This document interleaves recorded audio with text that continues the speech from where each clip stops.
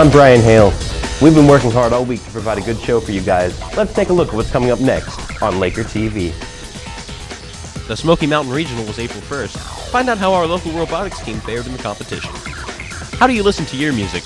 We'll show you one Laker who prefers the sound of vinyl records. Calloway's Prom Week is now history. We'll give you a peek at what students were wearing on the Grand March runway.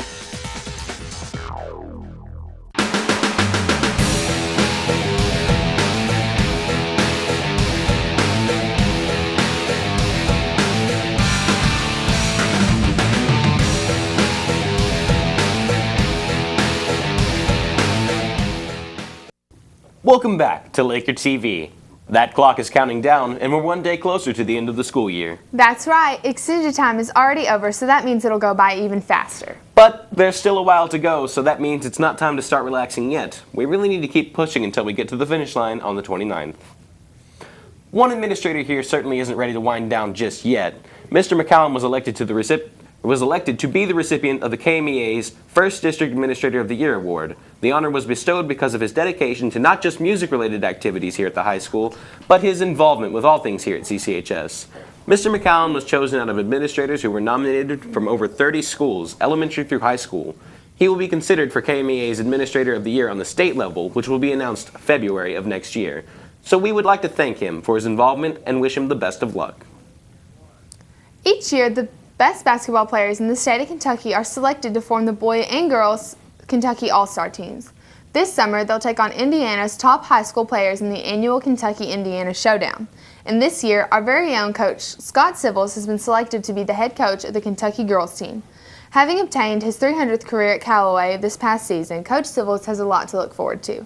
The game will be on June 12th at Transylvania University in Lexington. Congratulations and good luck, Coach. Apparently, if you're good at video games, you just might be good on at driving Friday, a robot. April 3rd, the Murray Today on Calloway Laker TV, reporter Jordan Young takes a look at the robotics team and their recent competition trip to East Tennessee. On Friday, April 3rd, the Murray Calloway robotics team traveled to Knoxville, Tennessee to compete in a state-level robotics competition. In the competition, they set a milestone for being the first robotics team to use carbon fiber parts and using a swerve pod on the robot. One of the most important positions on the robotics team is the driver. Austin Bailey, a junior at CCHS, had the skill to become this year's driver of the 2015 Murray Calloway robotics team. How did you feel driving at the robotics competition? Well, I was pretty nervous because, I hadn't had any practice at all. That was my first time driving. And this was our new type of drive system, which was swerve drive. What type of tips would you give to future drivers that are on the robotics team? Well, I would give you a tip to get practice, but that depends on if they actually get a practice spot built. And actually play a lot of video games. Those will help you learn how to drive because it wasn't that different. If you would like to join the robotics team next year, see Mr. Jeff Slayton for more details. For Laker TV, I'm Jordan Young. With the passing of the Kentucky Education Reform Act back in 1990, state legislators wanted to make schools more accountable for their performance. And how do you do that? Well, one of the ways implemented was mandatory standardized testing. And if it's spring in Kentucky, you know it's testing time. However, standardized tests have become a controversial topic in America these days. Reporter Chastity Ross takes a look at this issue today on Laker TV. A decision that is made based on the results of a standardized test is called high-stakes testing. I think certainly there's an increase in testing today in 2015 as compared to even when I was in high school. We took maybe one test, which was either the California test of basic skills or the Iowa test of basic skills. Now we have the ACT test, which accounts for college admissions, college scholarships. It also accounts for a large component of our school accountability. We have EOC testing. We have MAPS testing to see how you're doing in those various areas. So I think the amount of testing that we have seen has certainly increased. I've worked in other states and in other school districts, and I can say that Calloway has the least amount of testing of any place that I've ever worked in. Mrs. Gray believes that in theory, high-stakes testing should improve student learning. If the test is well written, if it has valid questions, and if it's tied correctly and appropriately to the standards that are being taught. If it is, then great, let's use the test. and use that data, but we need to have timely feedback from that data. High-stakes testing can not only be extremely stressful on students, but on administrators as well. I think that there's a really good example out of Atlanta where high-stakes testing, it really just became an animal that was very hard to control. There were teachers and principals that were recently fired and sentenced to jail time for changing test scores on student exams because the tests were so high stakes, not only for the students but also for the teachers and the school and the community, that they made a really terrible decision and an unethical decision to change student test scores.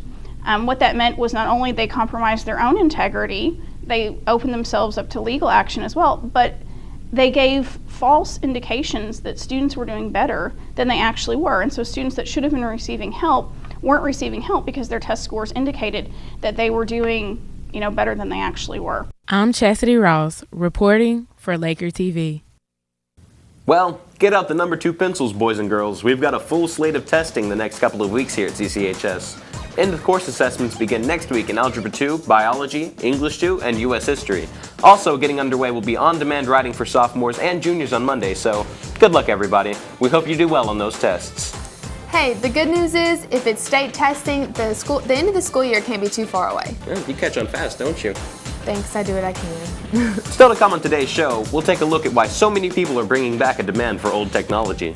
Plus, some highlights from last Saturday's prom.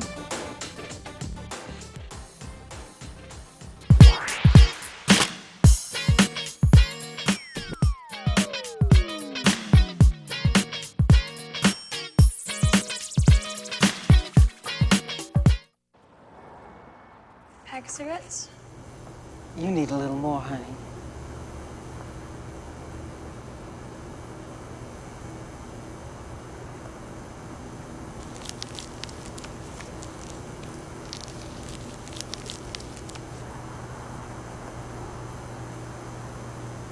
What's a pack of smokes cost?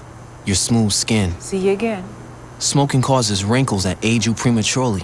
What are cigarettes costing you?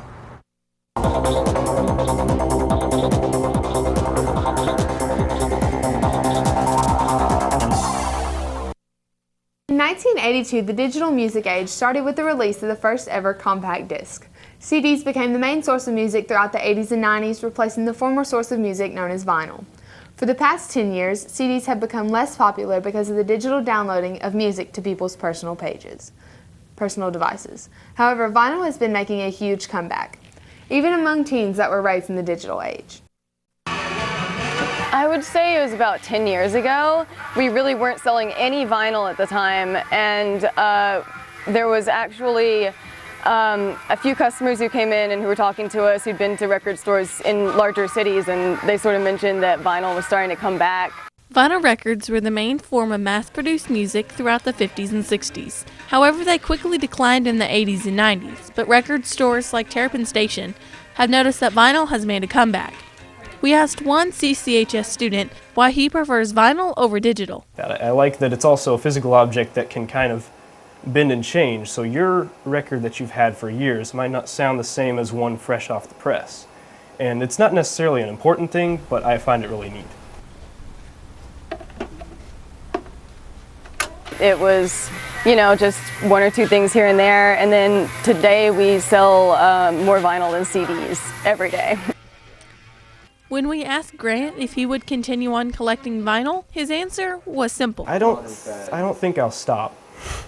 As long as I can afford them and as long as my record player keeps working, I'll probably keep listening to them. If you're wanting to dust off your mom and dad's old vinyl player and start collecting and listening to vinyl records, you can purchase some at Terrapin Station and Sunset Boulevard here in Murray. Some students here at Calloway High find interests in some other things than just the typical sports and clubs. Miss Sasso's art class has been working on a more engaging project. Madison McCallum shares the stories. Miss Sasso's advanced art class brought their ideas to life in the form of papier-mâché masks. They worked on the project for 2 weeks. You have to figure out an armature. So we use multiple armatures, like we can use foil, you can press foil against your own face, or you can use wire for an armature, you can wad up newspaper, we've got a lot of newspaper, and then you start applying layers of mache, which means we just use Elmer's glue and like small pieces of newspaper or paper towel, and you have to put 2 or 3 layers of that, and that's where a lot of the time comes from. Despite the tedious steps, students greatly enjoyed the assignment. Junior Amber Bourne gave us an inside look at her experience in advanced art class and what inspired her mask. I really like mythological things, like Greek myths and stuff like that, so I really like dragons. So that's why I picked the dragon for my mask. I like mask making the best so far. It's just fun and just not normal for when you're in elementary school or middle school. It's just something different. For Laker TV, I'm Madison McCallum. The art department is having an open house next Thursday, May the 14th. So if you're interested, stop by Miss Sasso's room between 3:06 to 5:30 that day to see work created by students this 2014-15 school year. Prom is a night of celebration for the senior class and an opportunity to show off their dress and date, particularly at something we like to call Grand March. This past Saturday, 104 couples lined up to walk at this year's Grand March themed Derby Day. Prom committee did an amazing job pulling it all together, and a big congratulations to seniors Jamie Foster and Rustin Burkeen for being crowned 2015's Prom King and Queen. Friends and family come to watch their loved ones walk and snap pictures, but if you're interested, Laker TV is taking orders for 2015 Grand March DVDs and pre-orders for graduation DVDs. You can ask any member of the Laker TV staff or come down to Mr. Hernan's room in 401 to order yours today. You know, while prom was a lot of fun, graduation is what I'm looking forward to more than anything. You like graduation better than prom? Are you serious? Well, of course. I mean, graduation leads to Project Grad, which I will most certainly be attending. I went last year and I had a blast, so I can't wait to see what they do this year. I'm sure it'll be one for the history books. Well, that's all for this show, Lakers. Tune in next week for another edition of Laker TV.